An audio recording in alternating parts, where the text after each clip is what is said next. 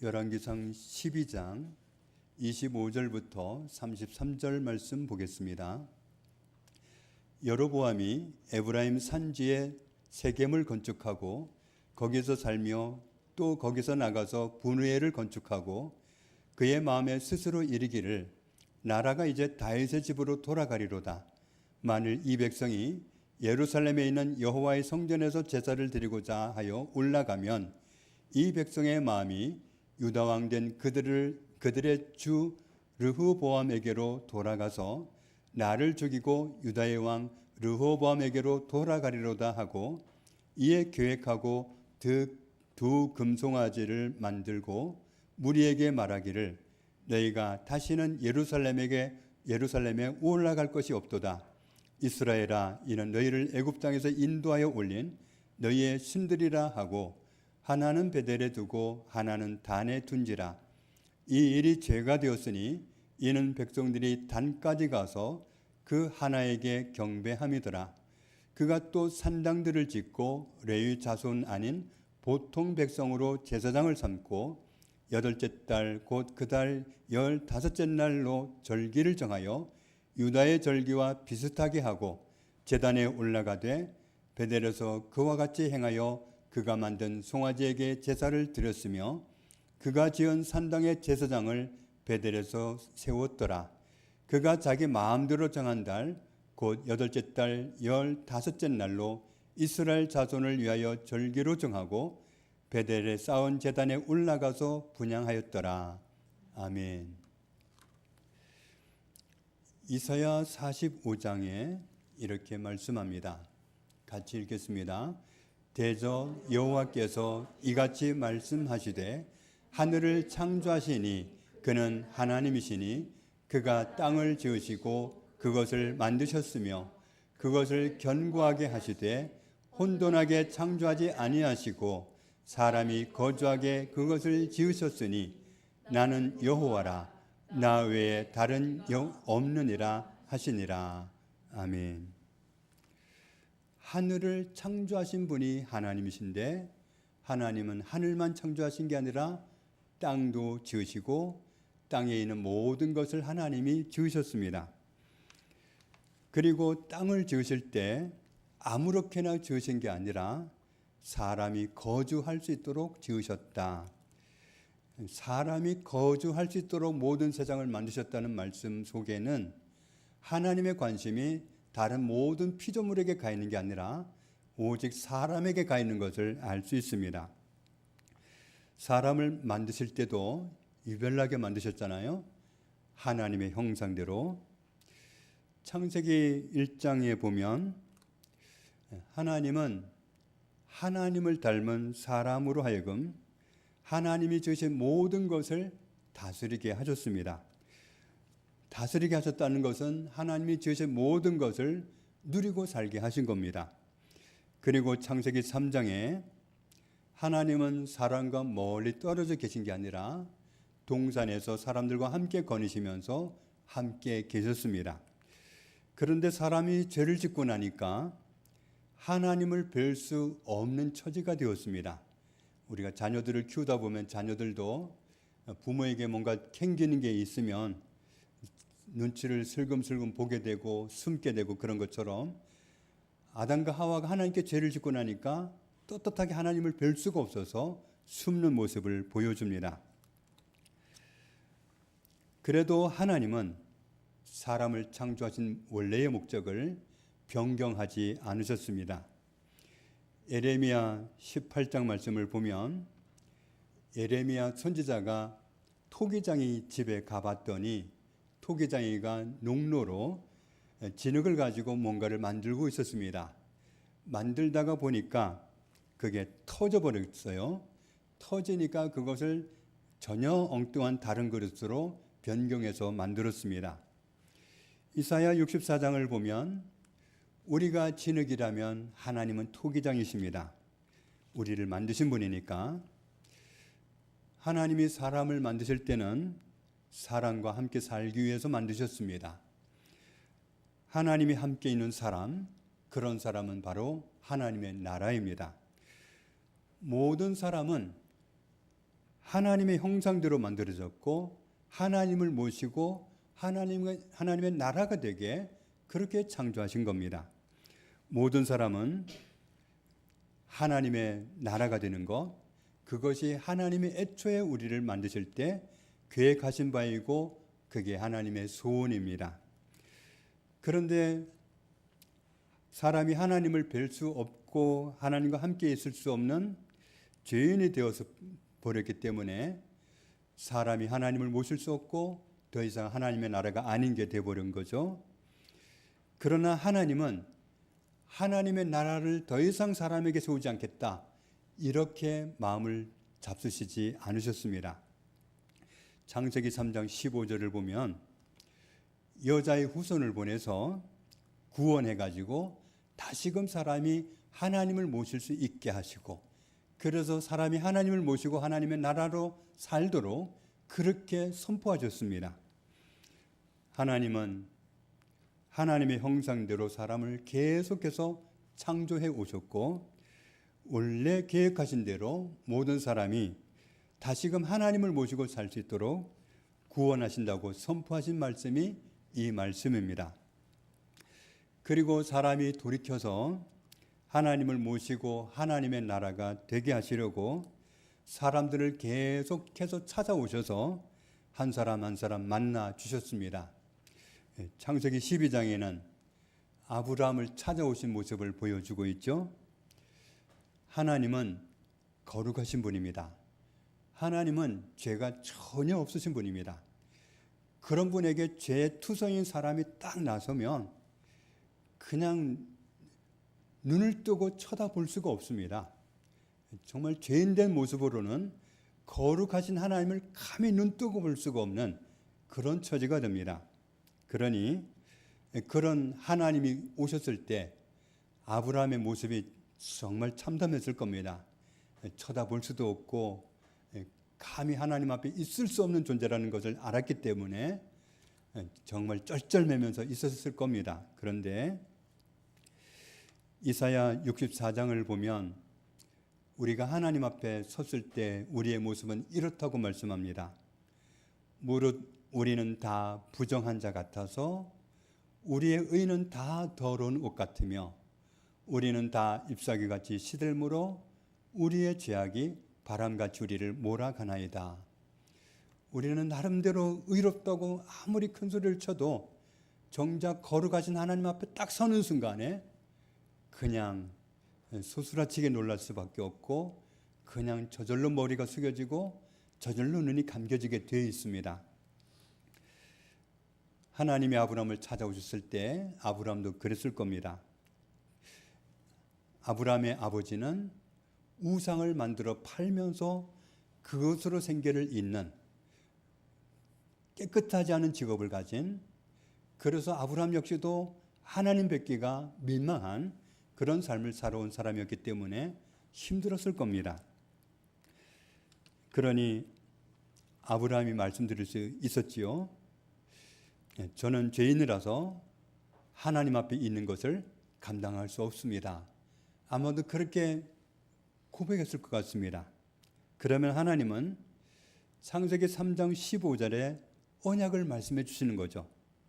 너의 죄는 여자의 후손이 와서 없애버릴 거야. 그러니 내가 너와 함께 있는 거, 네가 나와 함께 있는 거 문제가 없다. 너의 죄는 여자의 후손이 와서 해결할 거기 때문에 이렇게 이 복음을 말씀하시고 함께 계셨을 겁니다. 하나님이 아브라함을 큰 민족이 되게 하신다고 언약하셨는데 그 언약은 쉽게 이루어질 것 같지 않았습니다. 아브라함이 자녀가 없어서 종을 후계자로 삼겠다고 말씀을 드렸죠. 하나님이 처음엔 자손을 약속하셨지만 하나님이 또 찾아오셨을 때 아브라함은 그렇게 말씀드렸습니다. 저는 자녀가 없으니, 아들이 없으니 제 종을 후계자로 세워야 되겠습니다. 그렇게 말씀을 드렸죠. 하나님은 아니라고 하시면서 너의 몸에서 날 자가 너의 후계자가 된다, 이렇게 말씀을 하셨습니다. 사라가 하나님의 말씀을 응용을 했어요. 10년을 기다려도 하나님의 언약이 이루어지지 않으니까 우리가 뭔가를 해야 될 일이 있지 않을까.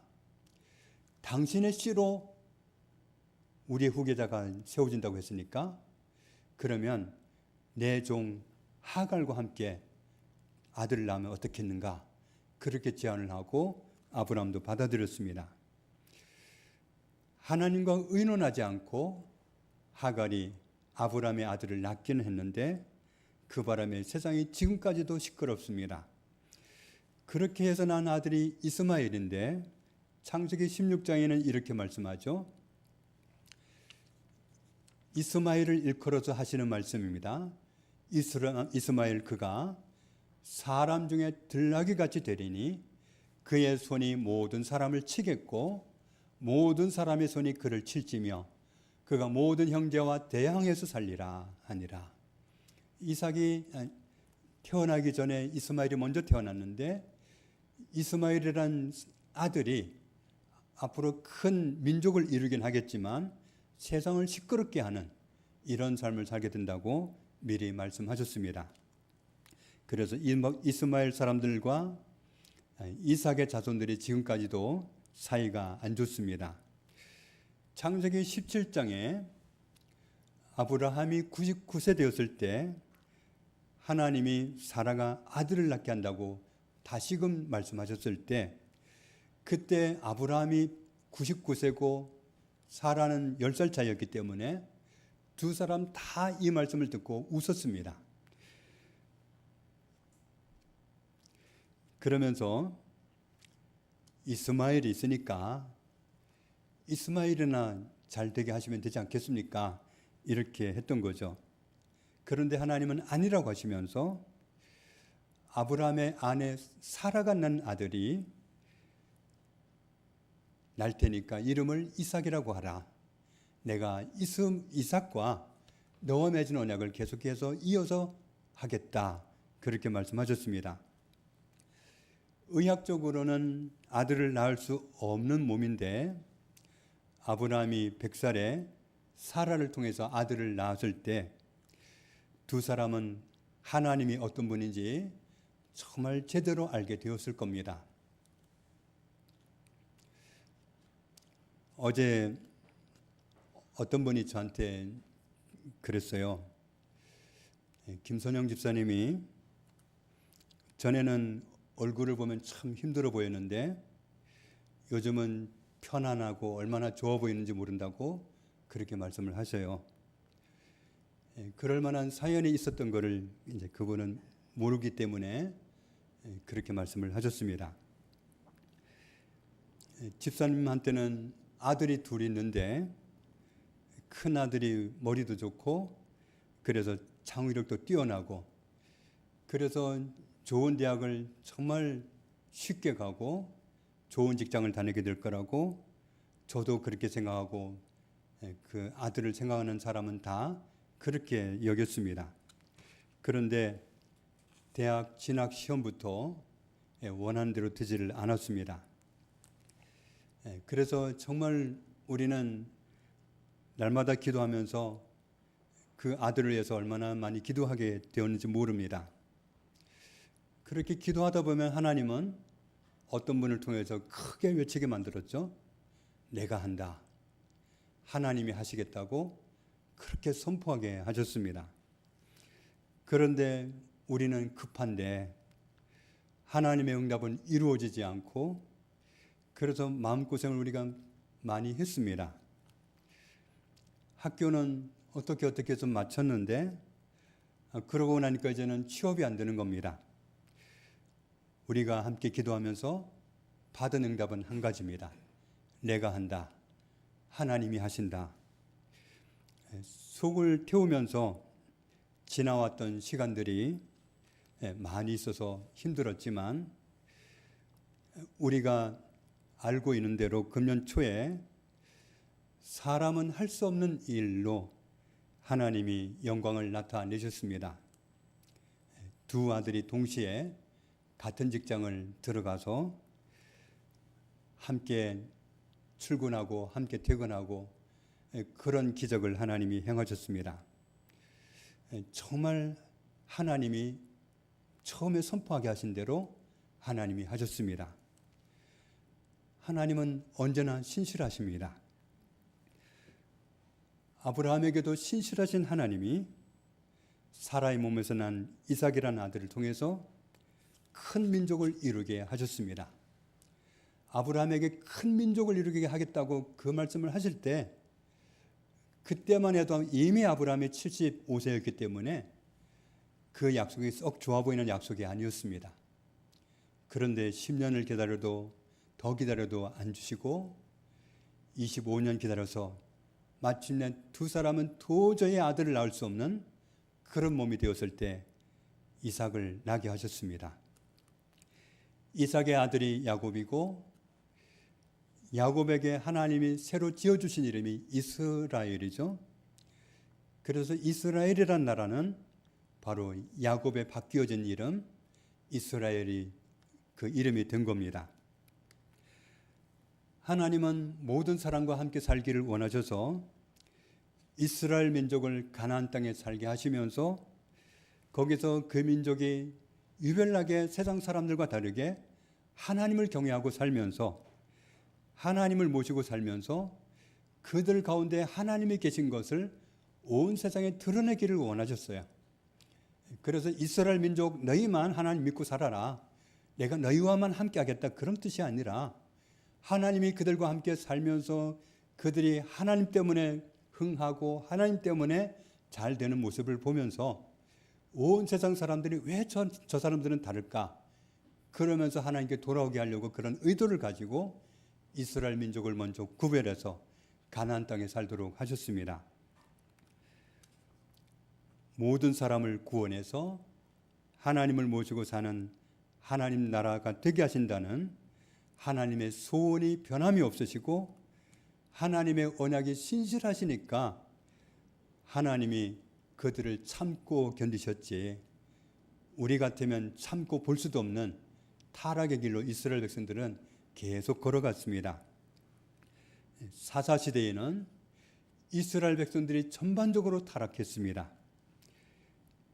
그 시대에 엘리 제사장 가문처럼 제사장 가문이 타락해서 하나님께 드리는 제사를 우습게 여기고 하나님을 버리는 그런 죄를 지었습니다. 그래서 왕을 세워달라고 하셔서 왕을 세워주셔서 사울이 왕이 되게 하셨는데 사울은 왕이 되고 나서 하나님을 버려버렸습니다. 하나님께 불순종하고 하나님을 버리면 망합니다. 그래서 사울 왕가가 철저하게 망했습니다. 하나님은 다윗 왕조를 세우셨고 다윗은 잘못할 때도 있었지만 회개해야 될 상황이 닥쳤을 때 순순히 회개하고 돌아와서 자기 태도를 고치고 새롭게 하나님을 잘 섬기는 자리로 고칠 줄 아는 그런 모습으로 하나님을 섬겼습니다. 다윗의 아들 솔로몬도 다윗의 삶을 따르려고 애썼던 사람입니다. 그래서 다윗 시대에 이방 나라들이 이스라엘을 함부로 볼 수가 없었고 솔로몬 시대에도 다른 나라들이 솔로몬에게 함부로 하지 못했습니다. 하나님을 잘 섬겼던 그 시대에는 그 나라가 형통했습니다. 그런데 하나님께 성전까지 지어주고 그렇게 칭찬받았던 솔로몬이 말년에는 타락했습니다. 솔로몬이 타락하니까 아들 때에 가서는 나라가 둘로 쪼개졌습니다. 유다 지파 위주로 구성된 유다 나라, 남쪽 유다 나라가 세워지고 거기에는 솔로몬의 아들 르호보암이 왕이 되었습니다. 그리고 나머지 많은 지파들은 한 덩어리로 뭉쳐가지고 북이스라엘 왕조가 되었습니다. 그때 첫 번째 북이스라엘 왕이 여로보암 왕입니다. 오늘 열왕기상 12장에서 바로 여로보암 왕을 소개하고 있는데 여로보암 왕은 얼마 있다가 마음에 좀 두려운 생각이 들었습니다. 무슨 생각을 했느냐 하면 성전은 남쪽 유다에 있고, 그러면 북이스라엘 사람들이 하나님을 섬기기 위해서 성전을 찾아갔다가 왔다 갔다 하다가 나중에 마음이 바뀌어 가지고 이거 번거롭다. 우리가 굳이 뭐하러 북쪽에 남아가지고 하나님 성전도 없는 데 묶여가지고 지내나. 그런 마음을 품고 자기를 죽이고 남쪽 유다 나라로 가버릴까 봐 그런 두려운 생각이 들었습니다. 그래서 27절을 보면 이렇게 될까 봐 28절 이하에 그런 우려를 예방하기 위해서 금송아지 우상 2개를 만듭니다. 마치 애굽 땅을 나왔던 이스라엘 백성들이 광야에서 금송아지를 만들어서 정말 하나님 앞에 못할 짓을 했던 것처럼 똑같은 그런 범죄를 저지르고 있습니다. 금송아지 우상 2개를 만들어서 하나는 북쪽에 놓고 하나는 남쪽에 놓고 편리한 데 가가지고 너희가 이게 바로 너희를 애굽 땅에서 인도한 너희 하나님이니까 하나님 섬겨라, 이렇게 유혹을 한 겁니다. 그러면 사람들이 이건 아닌데, 그건 아니잖아요, 이렇게 나와야 되는데 사람들이 넘어가 버렸어요. 금송아지 그 가짜를 가지고 하나님이라고 섬기면서 거기에 속아서 넘어가 버렸습니다. 30절 같이 읽겠습니다. 이 일이 죄가 되었으니 이는 백성들이 단까지 가서 그 하나에게 경배함이더라. 여로보암이 자기를 왕으로 세워주신 하나님을 버리고 타락한 것처럼 북이스라엘 왕들은 여로보암 뒤를 이어졌던 모든 왕들이 하나같이 다 타락했습니다. 하나님께 불순종하면 그 사람이 왕이라도 망하고 결국은 나라도 망하게 된다는 것을 말씀해 주시기 위해서 기록한 말씀이 열왕기입니다.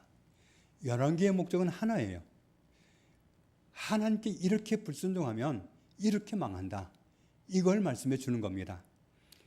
열왕기서는 북이스라엘도 망하고 남유다도 망했는데 왜 그들이 망할 수밖에 없었는지 알려주기 위해서 기록한 말씀이고, 그러니 망하는 그런 삶을 택하지 말라고 결단하라고 주신 말씀이 열왕기서입니다.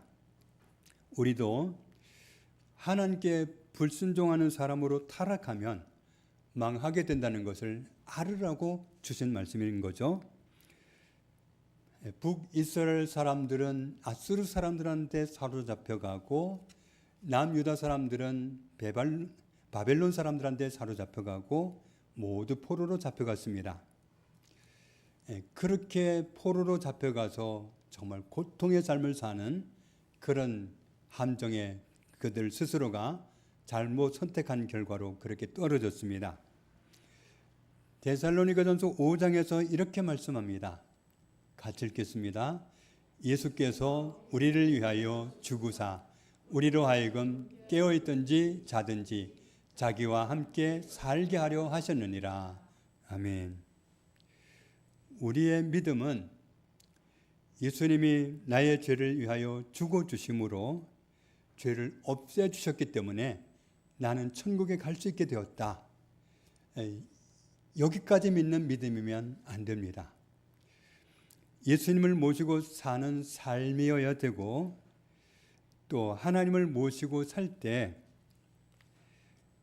내가 모시고 있는 하나님의 입지를 정확하게 설정해 드려야 됩니다.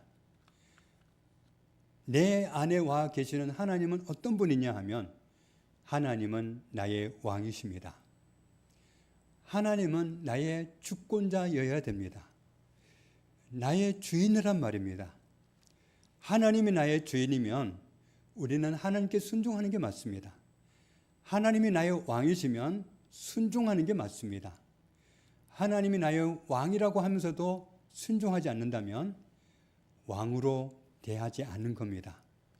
하나님이 내 인생의 주인이 맞다고 하면서도 순종하지 않는다고 하면 하나님을 나의 주인으로 인정하지 않는 겁니다. 내가 주인이고 내가 왕이 되는 거죠. 하나님은 나의 왕이셔야 되고 나의 주권자이셔야 됩니다. 하나님은 신실하신 분임을 인정해 드리고 하나님을 늘 따라가야 됩니다. 아브라함과 사라가 겪었던 것처럼 하나님은 신실하신 분이 아닌가? 하나님도 나이를 많이 먹으면 자녀를 못 주는 분이신가? 그런 의아한 상황이 우리에게 발생할 수 있지만, 그런데 말씀을 통해서 우리는 다 확인했잖아요. 아브라함이 어떤 결말을 맞이했는지, 어떤 기적을 맛보았는지 보았잖아요. 성경을 통해서 하나님이 얼마나 신실한지를 보았기 때문에 우리는 우리 삶 속에서 하나님이 신실하지 않은 것처럼 보일 그런 상황에서도, 마귀가 우리에게 하나님이 신실하지 않다고, 하나님 믿지 말라고 속삭일 때도 차라리 돌아서 버려라, 하나님께 욕하고 죽어버려라, 욥의 아내처럼 그렇게 도전해 올지라도 아니야, 하나님은 신실하셔, 하나님은 영원히 신실하셔, 그렇게 고백하면서 하나님을 따를 수 있어야 됩니다. 그리고 하나님은 어떤 상황에서든 나를 책임질 수 있고 내 가족들을 책임질 수 있는 분이라고 인정해 드리고 하나님께 순종하는 그런 삶을 살아갈 수 있어야 됩니다. 지난주에 제가 영상을 하나 보면서 정말 60이 넘도록 여태 밥 먹는 방법을 몰랐다, 그렇게 결론을 냈습니다. 이계호 교수라는 분이 식사는 이렇게 해야 된다고 방법을 알려줬는데, 1960년대, 70년대를 산 사람들은 정말 배고프게 살아왔습니다. 그래서 그 시절에는 배부르면 행복한 거고 어디 가서 밥 많이 주면 감사하고 그랬습니다. 좀 경제가 나아진 다음에는 이제는 맛있는 거를 먹고 싶어서 맛있는 걸 먹기 위해서 찾아다니는 그런 문화가 형성이 됐습니다. 그러다가 요즘은 사람들 인식이 좀 바뀌어서 맛있는 정도가 아니라 몸에 좋아야 된다, 건강을 주는 건강한 먹거리를 먹어야 된다, 그래서 건강을 주는 그런 음식을 찾아다니게 됐습니다. 그러면서 그분이 예로 든 게 현미입니다. 현미를 먹으면 건강에 좋다는 거 우리가 인정을 합니다. 영양가를 비교하니까 현미가 영양가가 100%라면 백미는 5%랍니다. 영양가를 95%를 다 깎아버리고 5% 정도의 영양가가 남은 게 백미랍니다. 입에서는 정말 살살 녹아서 내려가고 얼마나 맛 좋은데, 그런데 영양가는 5%밖에 없다는 거죠. 현미는 거칠긴 해도 그걸 먹으면 영양가가 100%니까 얼마나 좋겠습니까? 그런데 우리가 인체의 구조를 알고 음식을 먹어야지, 인체의 구조를 알지 못하고 먹으면 좋은 음식이라고 먹었는데, 맛있는 거라고 먹었는데, 영양가 있다고 먹었는데 그게 다 독이 된답니다. 그래서 한국 사람이 대장암 환자가 많답니다. 이유는 식사법에 문제가 있다는 겁니다. 먹는 걸 아무거나 먹어서 그런 게 아니라 좋은 거 먹으면서도 잘못 먹어서 그렇답니다. 우리가 음식을 먹으면 소화가 되어서 몸으로 들어가 가지고 흡수가 되어야 정상인데, 먹은 음식이 소화가 되지 않으면 입에서 넘어가 가지고 위장을 거친 다음에 대장으로 넘어가는데, 대장 속에 넘어가면 그 소화가 되지 않은 음식이 들어오면 그걸 해결을 하기 위해서 40도의 고열을 발생한답니다. 40도의 열을 견디면서 대장에 와 있는 그 음식들이 그 열을 견디면서 그냥 독한 기운들을 이제 쏟는 거죠. 그러면 그 독한 것들이 몸에 흡수가 되면서 독을 머금게 되니까 이게 대장에 치명적인 영향을 준다는 겁니다. 그래서 아무리 영양가 있는 음식을 먹었고 아무리 맛있는 음식을 먹었어도 소화가 되고 흡수가 되지 않은 음식은 대장까지 가서 다 대장을 망치는 독이 된답니다. 먹은 음식이 소화가 되고 흡수가 되었을 때 건강한 음식이 되는 거고 좋은 음식이 되는 거고 건강을 주는 음식이 되는 거지, 소화가 안 되고 그냥 직방으로 대장까지 가버리면 문제가 커진다는 겁니다. 사람들은 건강한 음식, 좋은 음식, 몸에 좋은 음식 여기까지만 생각을 하지 먹은 다음에 내 몸속에 들어가서 그게 소화가 되느냐 안 되느냐 그건 신경도 안 쓴다는 겁니다.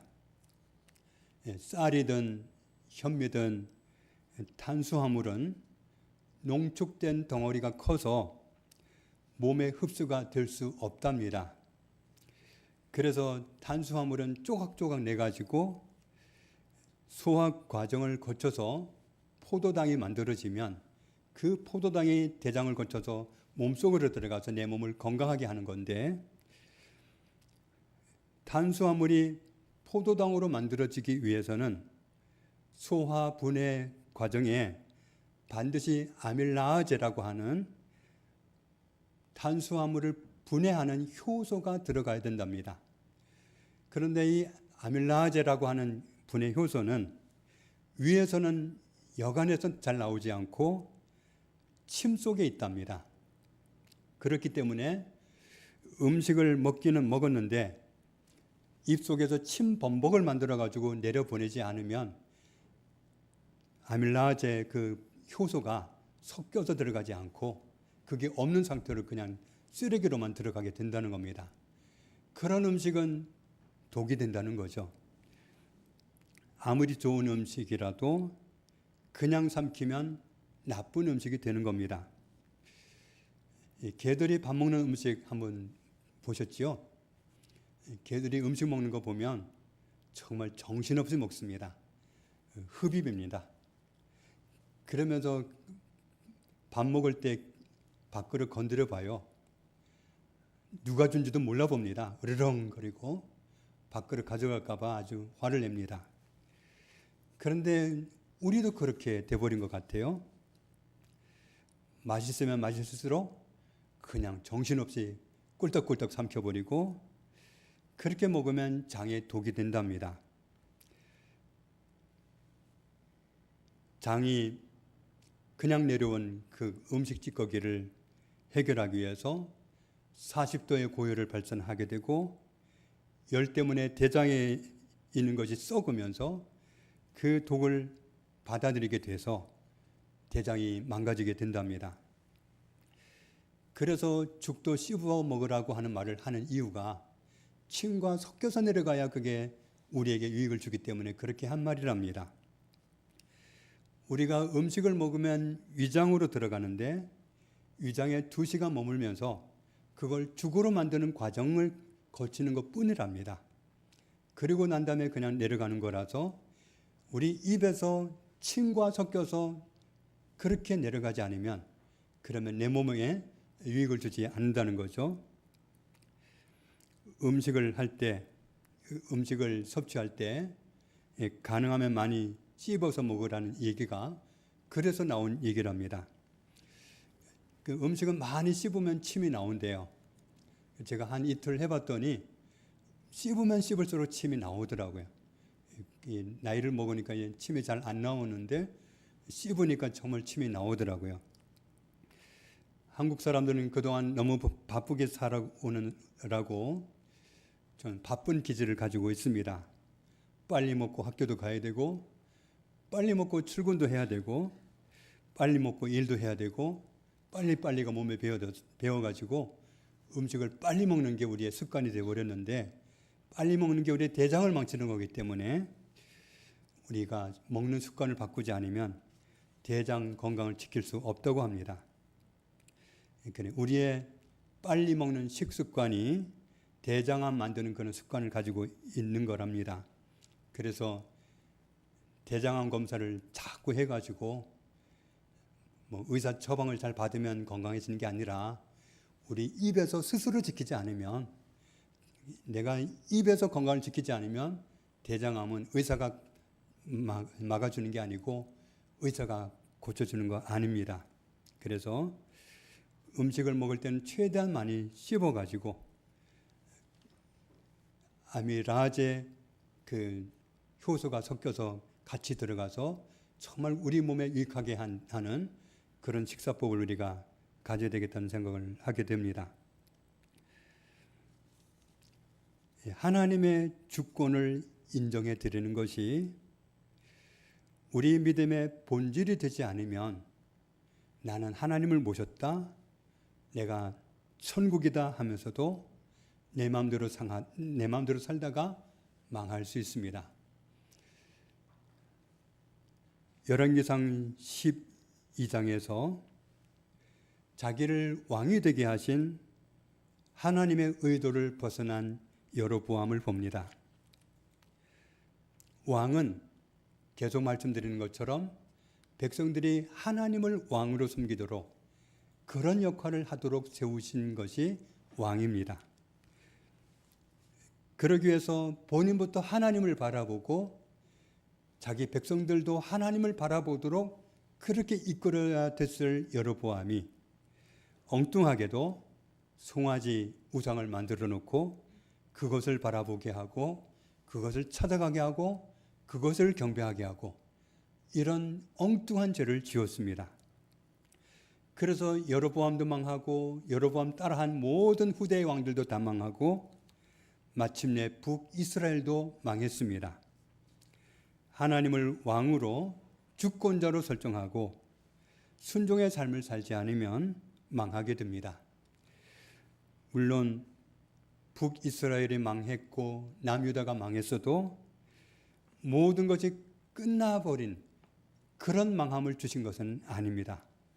포로로 잡혀간 곳에서 그들이 마음의 할례를 받고 돌이켜서 하나님을 섬기는 사람으로 마음이 달라졌을 때 하나님은 그들을 다시 본국으로 소환해서 다시금 하나님을 모시고 사는 하나님의 나라가 되도록 그렇게 은혜를 베푸셨습니다. 하나님께 순종하지 않는 삶은 타락입니다.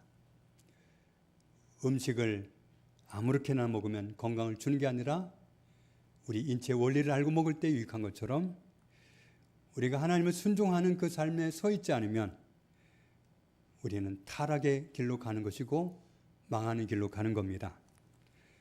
하나님을 왕으로 주권자로 모시고 순종의 삶을 드리면서 하나님이 기뻐하시는 하나님의 임재가 있는 정말 하나님의 나라라고 나도 인정할 수 있고 다른 사람도 인정해 줄 수 있는 그런 삶을 살아가는 망하지 않는 길로 갈 수 있는 그래서 내게 계신 하나님을 드러나게 하면서 다른 사람이 내 안에 계신 하나님을 보게 하는 하나님이 이스라엘 백성들에게 그걸 원하셨는데 그들은 못했습니다. 그러나 우리는 정말 하나님이 내 안에 계신 것을 나타낼 수 있는 우리가 하나님을 잘 섬기고 살면 그것은 나타나게 되는데 그렇게 살아가는 저와 여러분 되시기를 주님의 이름으로 축복합니다. 아버지 감사합니다. 하나님을 잃어버렸던 우리가 긍휼이 많으시고 사랑이 많으신 그리고 우리를 하나님 나라로 살게 하신 원래 계획대로 언약을 성취하셔서 하나님 나라가 되게 하신 하나님의 신실하신 은혜로 우리가 하나님의 나라가 되게 하신 것 감사합니다.